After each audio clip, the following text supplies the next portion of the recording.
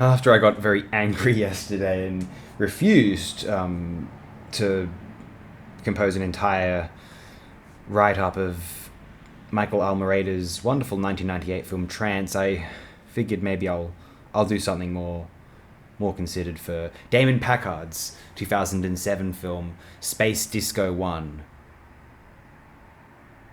And to punish myself, I decided I would give myself a challenge such as this, which is describing Damon Packard's SpaceDisco One.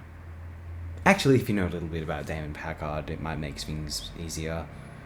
Damon Packard is an independent filmmaker.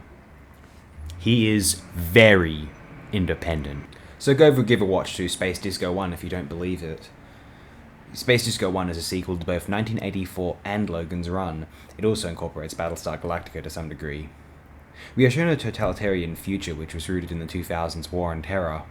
We're also shown some footage of legendary film director Ken Russell on UK Big Brother. SpaceDisco One is a trip. I mean, most people who will see this will find it to be utter garbage, but I think Packard is a kind of genius. Packard has composed one of the most uniquely sincere and aesthetically dissimilar film libraries of all time. They are filmed very locally, extremely garage, excessively self-referential. There is a sense that a Packard fan enjoys the thought of this director defiantly producing this picture as much as the film itself.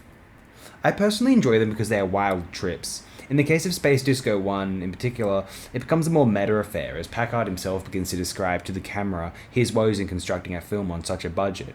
He appears to bemoan the modern state of filmmaking, deriding the cynicism and lack of traditional infused craftsmanship, citing Logan's Run and a promotional behind-the-scenes featurette to enhance his point.